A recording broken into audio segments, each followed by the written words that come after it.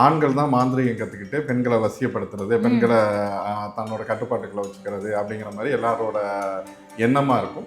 ஆனால் இப்படியும் ஒரு சில பெண்கள் வந்து இந்த மாதிரி மாந்திரீகம் கற்றுக்கொண்டு சில ஆண்களை தன்னோட கட்டுப்பாட்டில் வைக்கிறது நிகழ்ந்துகிட்டு இருக்காங்க இருக்கு.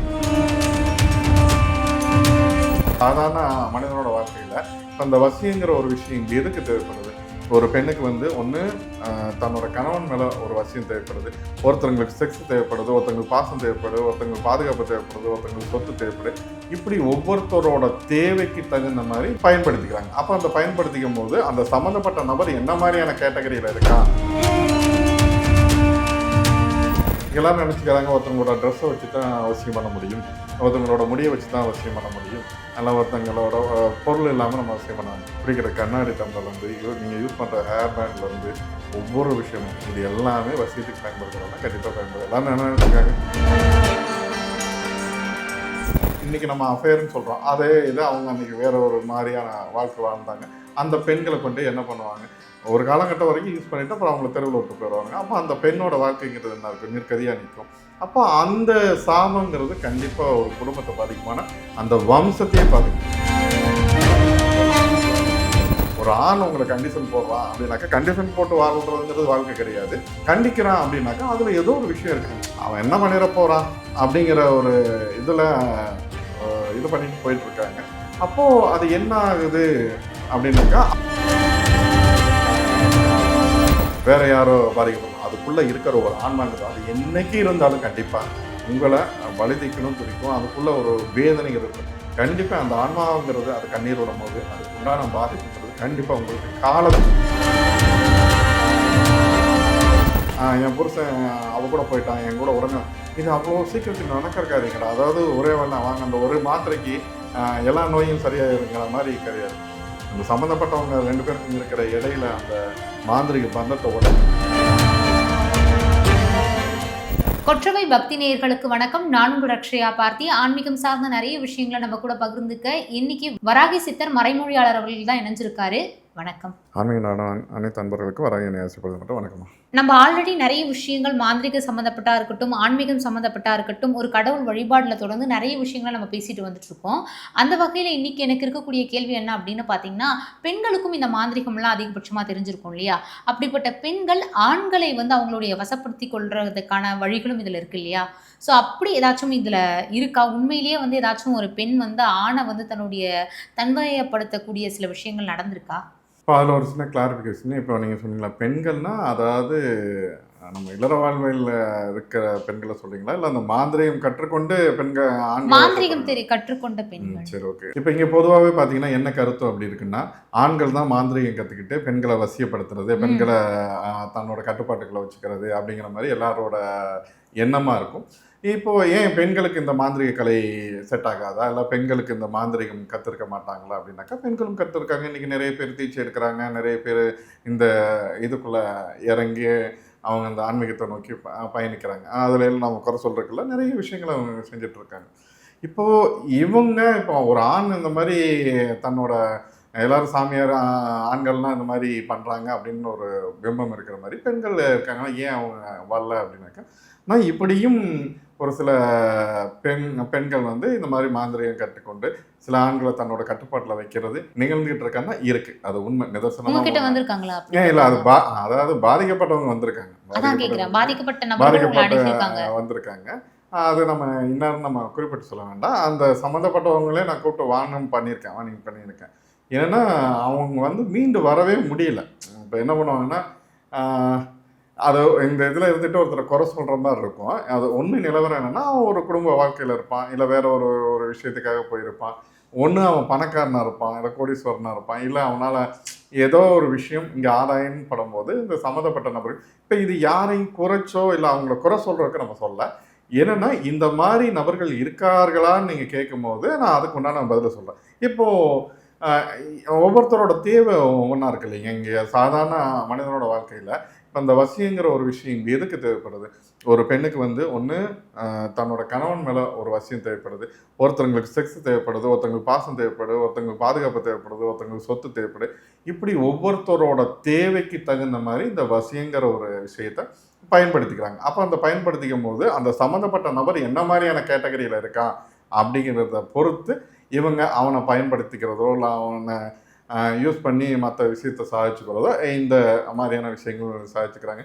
ஏன் இப்போ இந்த தென் மாவட்டத்தை சேர்ந்த ஒரு பையன் ஒன்றால் ஒரு கான்ட்ராக்ட் அரசு இதில் கான்ட்ராக்ட் எடுத்து பண்ணிட்டு இருக்கவன் தன்னோட தொழிலுக்காக ஒருத்தரை போய் பார்க்க போய் அப்புறம் கொஞ்சம் கொஞ்சமாக அவன் குடும்பத்தை விட்டு இங்கேயே குடும்பம் நடத்துகிற ஒரு கண்டிஷன் ஆகி அப்புறம் அவங்களோட ஒய்ஃபு அவங்க வந்து என்னோட டிவோட்டிஸ், அவங்க அப்பா எல்லாருமே டிவோட்டிஸ்.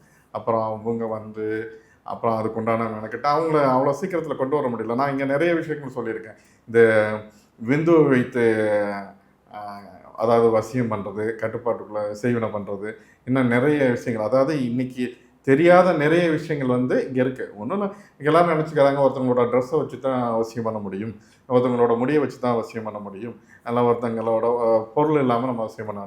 ஒருத்தவங்க யூஸ் பண்ணுற பப்ளிக் டம்லேருந்து, ஒருத்தவங்க யூஸ் பண்ணுற அந்த குடிக்கிற கண்ணாடி டம்ளர்லேருந்து, நீங்கள் யூஸ் பண்ணுற ஹேர் பேண்ட்லேருந்து ஒவ்வொரு விஷயம் இருக்குது. இது எல்லாமே வசியத்துக்கு பயன்படுத்தலைன்னா கண்டிப்பாக பயன்படுது. எல்லாரும் என்ன நினச்சிருக்காங்க, உடனே ட்ரெஸ்ஸை தூக்கிட்டு ஓடிட்டு இருக்காங்க, இல்லை முடிவு தூக்கிட்டு. ஒவ்வொருத்தர் யூஸ் பண்ணுற ஒவ்வொரு இதுவும், நீங்கள் யூஸ் பண்ணுற டிஷ்யூ பேப்பர் முதற்கொண்டு நம்ம அதை வச்சு கூட அந்த வசியம் பண்ணலாமான்னா அந்த அந்த கலைக்கு அது பயன்படுத்துங்க. இப்படி இவர் ஒரு காரியத்துக்காக போய் தன் குடும்பத்தை இழந்து, தன் குழந்தைகளை இழந்து ஒரு நிற்கதியாக நிற்கிற சூழ்நிலை இருந்தது. அந்த அம்மா கொஞ்சம் போல்டான, அவங்களோட ஒய்ஃப் போல்டான இறங்கி அவங்க கிட்டத்தட்ட ஒரு 3 வருஷமாக போராடி முடியல. அதுக்கப்புறம் என்னோட உதவி கேட்டு வந்து அப்புறம் 3 வருஷமாக போராடி முடியல. அதுக்கப்புறம் அவர் இருக்கிற அந்த மாந்திரிக சம்மந்தப்பட்ட பிரச்சனையாக இருந்தாலும் மற்ற கட்டுப்பாட்டில் இருக்கிற விஷயத்தெல்லாம் உடைச்சி அதுக்கப்புறம் அவங்க 2 பேர்த்துக்குள்ள சண்டை வந்து திரும்ப சம்மந்தப்பட்ட குடும்பத்தோடு வந்து சேர்ந்து இன்றைக்கி நல்லா இருக்காங்க. சரிங்களா? இப்போ இந்த மாதிரியான சிலர் கட்டுப்பாட்டில் வச்சுக்கிறாங்களா அப்படின்னாக்கா கட்டுப்பாட்டில் வச்சுக்கிறாங்க. கட்டுப்பாட்டில் வச்சுட்டு அவங்களோட வாழ்க்கைங்கிறது சில இவங்க எப்போ உணர்வாங்க, இப்போது ஒரு இல்லீகல் அஃபேரில் தவறான உறவில் இருக்கிறதுங்கிறது முதல்ல உங்களுக்கு ஆனந்தத்தை கொடுக்கும். ஒரு ஆணாக இருந்தாலும் சரி, பெண்ணாக இருந்தாலும் சரி. இது ஒரு மாந்திரியங்கிறத விட்டுட்டு, ஆனால் பொதுவாக எடுத்துக்கிட்டாவே ஒருத்தங்க வேற ஒருத்தவங்களோட தன் மனைவியை தவிர்த்தோ இல்லை தன் கணவனை தவிர்த்தோ பிற ஆண் கூட நம்ம உறவு வச்சுக்கும் போது என்ன நினச்சிக்கிறாங்க, அவன் இவனை விட அவன் பெட்ரு, நமக்கு நம்ம ஒரு பேரான ஆனந்தத்தில் இருக்கோம் அப்படின்னு நினச்சிக்கிறாங்க. ஆனால் இப்பேற்பட்ட உறவுங்கிறது ஒரு காலகட்டத்தில் பிரிந்தே தீரும். அதை நீங்கள் என்ன தான் மருந்து போட்டாலும் மாயாஜலம் பண்ணாலும் மாந்திரிகம் பண்ணாலும் அதை ஒன்றுமே பண்ண முடியாது. ஒரு காலகட்டத்தில் அது பிரிந்தே தீரும். அது என்ன மாதிரியான பிரிவை கொடுக்கும்னா கண்டிப்பாக அசிங்கம், அவமானம், கண்டிப்பாக கோர்ட்டு கேஸு, வம்பு வழக்குங்கிறது வந்து தான் பிரிகிற ஒரு சூழ்நிலை. இவங்க நினச்சிக்கிறாங்க காலம் ஃபுல்லாக அந்த உறவுங்கிறது தொடரணும். கண்டிப்பாக ஒரு காலத்தில் அது பிரிந்தது. அது எப்பேற்பட்ட உறவாக இருந்தாலும் சரி. நீங்கள் என்னென்னவோ தேவலோக என்னோட பந்தம் அப்படின்னு பாருங்க, அது எந்த உறவாக இருந்தாலும் இந்த மாதிரியான உறவு ஒரு காலகட்டத்தில் பிரிந்தே தீரும். அதை யாராலும் மாற்ற முடியாது. இப்படி சிலர் பெண்கள் வந்து மாந்திரியை கற்றுக்கொண்டு சிலரை வசியப்படுத்தி வைக்கிறார்களான்னு கண்டிப்பாக பண்ணுறாங்க. அதை சம்மந்தப்பட்ட ஒரு நபர்களை நம்ம அதில் வந்து மீட்டு கொண்டு வந்திருக்கோம். ஒருத்தர் 2 பேர் இல்லை, பல பேர் இருக்காங்க. இது ஒரு உதாரணம் தான் நான் சொன்னேன். கண்டிப்பா. இப்போ ஒருத்தருடைய தனிமையா இருக்கட்டும், ஒருத்தவங்களுடைய பயமா இருக்கட்டும், இப்படி அவங்களுடைய வீக்னஸ் சில விஷயங்கள மையமா வச்சு மாந்திரீகம் செய்யக்கூடிய ஒரு அணுகுமுறையை நீங்க எப்படி பார்க்குறீங்க? நான் ஏற்கனவே பேசும்போது என்ன சொல்லியிருக்கேன்னா, நீங்கள் ஒரு தனி நபர் வந்து ஒரு சாமானியன் வந்து ஒரு ஆன்மீகத்தை நம்ம தேர்ந்தெடுத்து போகும்போது அந்த போகிற இடம் அல்ல போய் நீங்கள் இங்கே அணுகக்கூடிய இடங்கிறது மனதில் பக்தியையும் அமைதியையும் கொடுக்குற மாதிரி ஒரு தெளிவை கொடுக்குற மாதிரியான ஒரு இடமா இருந்தால் அது ஆன்மீகம் சார்ந்த இடம்.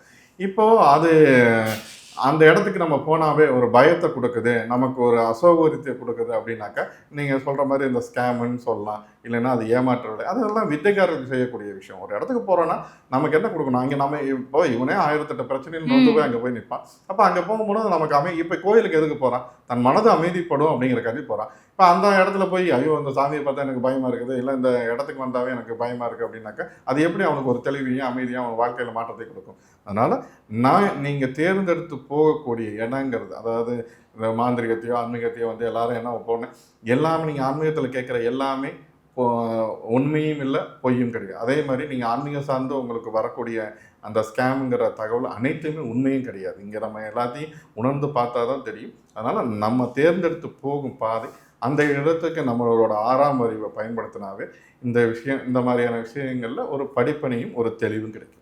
இப்போ இதே ஒரு காதல் உறவா இருக்கட்டும், இல்ல திருமண உறவா இருக்கட்டும், இந்த மாதிரியான உறவுகள்ல வந்து ஒரு பிடிக்காத ஒரு ரிலேஷன்ஷிப்ல நீங்க வந்து ஒருத்தரை விட்டு போறோம் அப்படிங்கிற ஒரு சிச்சுவேஷன் எடுத்ததுக்கு அப்புறமா, ஆப்போசிட்ல இருக்கிறவங்க நீ என்னை விட்டு போய் நீ என்னை விட்டு போனா உன்னுடைய வாழ்க்கை நல்லா இருக்காது அப்படிங்கிற ஒரு வகையில சாபங்கள்லாம் விடுவாங்க இல்லையா? அந்த சாபம்லாம் உண்மையிலேயே பலிக்குமா?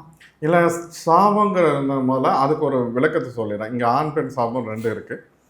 இதில் நான் பொதுவாக என்ன சொல்லுவேன் அப்படின்னாக்கா, இங்கே எல்லாரும் இங்கே நம்ம ஒரு கருத்தை பதிவு பண்ணும்போது அது முரண்பட்டு என்னென்னா, இங்கே எப்படா இவர் அந்த வராகி திரு இந்த பெண்கள் விஷயத்தில் யாராவது கொடி பிடிக்கிற மாதிரி மாட்டுவார் அப்படிங்கிற மாதிரி நினச்சிக்கிறாங்க. நான் இப்போ எல்லாரோட கருத்து என்ன இருக்குது, ஒரு ஆண் கெட்டவன் இருப்பான், இல்லைன்னா நல்லவன் ஒருத்தன் சொல்லுவான், இந்த மாதிரி இருப்பான். ஒரு பெண்ணை பொறுத்த வரைக்கும் அவள் எப்பேற்பட்டவளாக வேணாலும் இருந்துட்டு போட்டோம், அவள் நல்லவ கெட்டவ உன்னோட கேட்டகட்டில் அவள் என்னவா வேணாலும் இருந்துட்டு போட்டோம். ஆனால் ஒரு பெண் விடுற கண்ணீருக்கு கண்டிப்பாக பவர் இருக்கானா, கண்டிப்பாக பவர் இருக்குது. அவன் நீங்கள் உன்னோட கேட்டகரியில் நீ நல்லவளாக கூட நினச்சிக்க, கெட்டவளாக கூட நினச்சிக்க, நீ என்ன வேணாலும் நினச்சிக்க.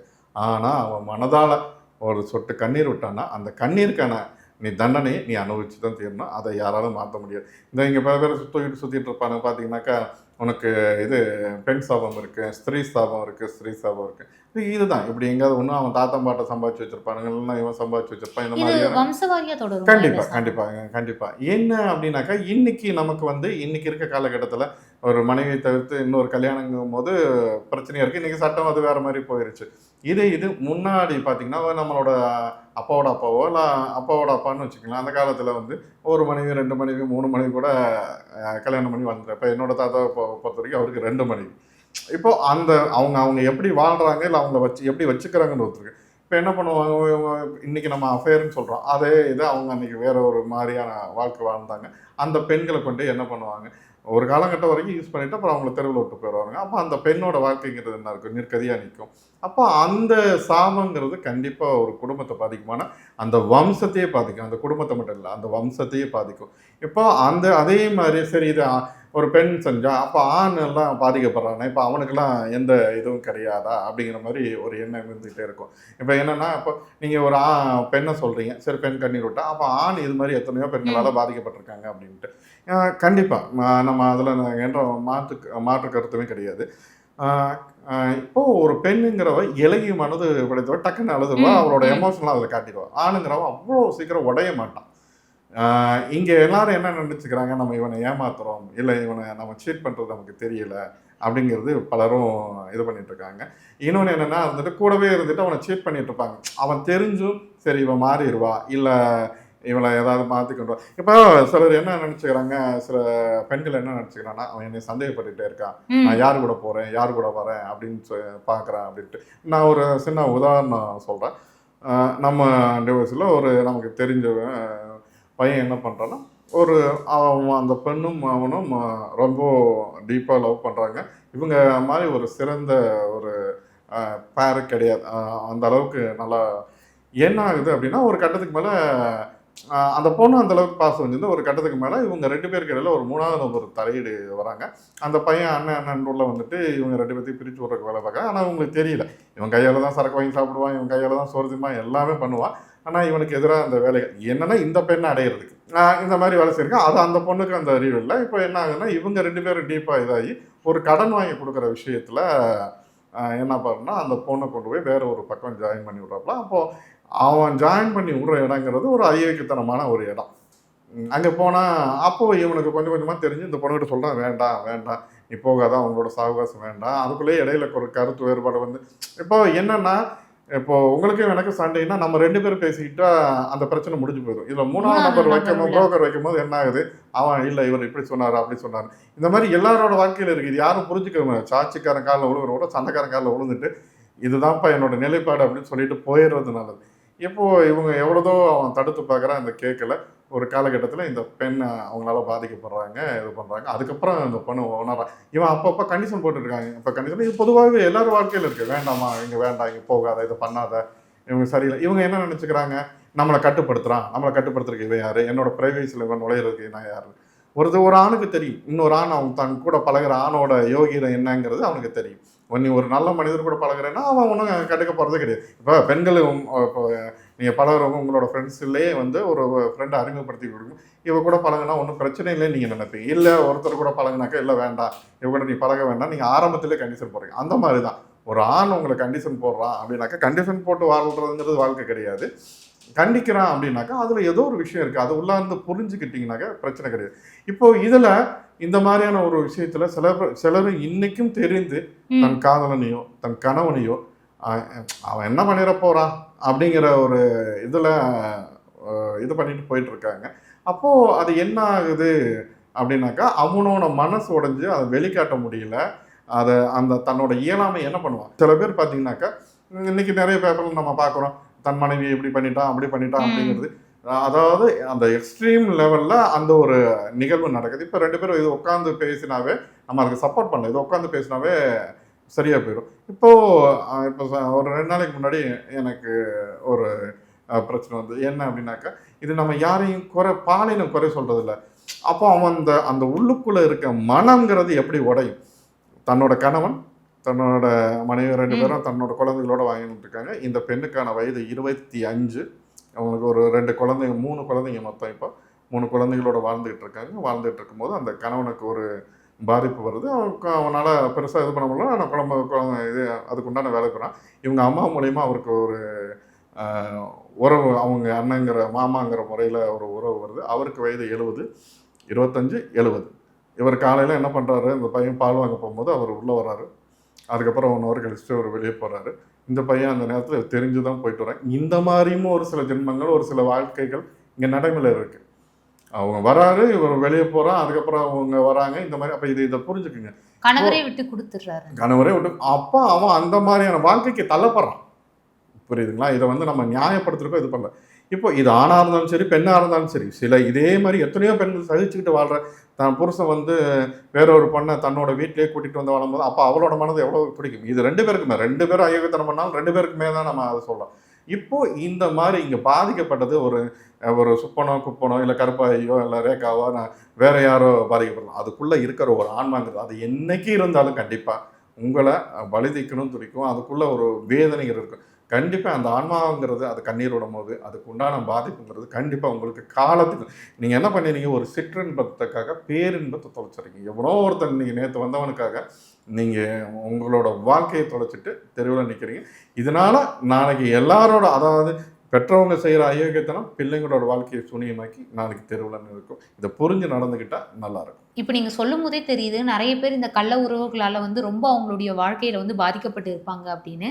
ஸோ அப்படிப்பட்டவங்களுக்கு உங்ககிட்ட ஏதாவது தீர்வு இருக்கா? இன்னைக்கு இருக்கிற தலையாய பிரச்சனை என்ன அப்படின்னு பார்த்தாக்கா, இந்த தகாத உறவு. தகாத உறவுன்னா அஃபேர் இந்த மாதிரியான இது கள்ளத்தொடர்பு தான். இப்போ இந்த மாதிரியான பிரச்சனைகள் இருக்குன்னா, இன்னைக்கு பல குடும்பம் நடுத்தெருவுல நிற்கிறதுக்கு காரணமே இந்த மாதிரியான ஒரு பிரச்சனை தான். இப்போ இதுக்கான தீர்வு கொடுக்க முடியுமான்னா, இன்னொன்னு என்னன்னா, அவன் திருந்தலைன்னா, அவங்களோட வாழ்க்கையை யாராலையும் காப்பாற்ற முடியாது. இதை மீறி தன்னோட மனைவியோ, இல்ல தன்னோட கணவனோ, சரி என்னோட குடும்பத்தோட மானம் போயிரும், இல்ல தன்னோட குழந்தைங்களோட வாழ்க்கை போயிரும்ன்னு சொல்லி நம்மகிட்ட நெறைய பேர் இது கேட்கும்போது, இங்க என்ன பிரச்சனைன்னா, இந்த சம்மந்தப்பட்ட ஒரு மனைவியோ, கணவனையோ என்னன்னா, இவங்க என்ன மாந்திரீக கட்டுப்பாட்டுல ஈஸியா தூக்கிட்டு போயிர்றாங்க. ஏன்னன்னா, அவங்க கிட்ட உடனே தான் செக்ஸுவல் லைஃப்ல போயிர்றாங்க. அவங்க சம்மந்தப்பட்ட பொருள எடுத்துக்கிறாங்க.